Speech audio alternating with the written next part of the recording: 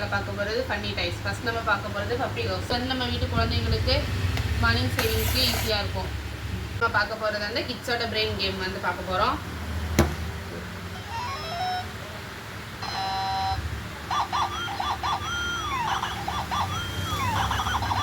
அதே தான் பண்ணும்.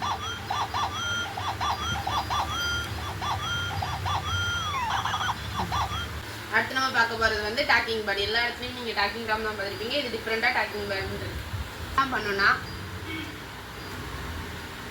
ஹாய் கேவல். இது வந்து பேக்ஸ் மாதிரி சவுண்டு கொடுக்கும்.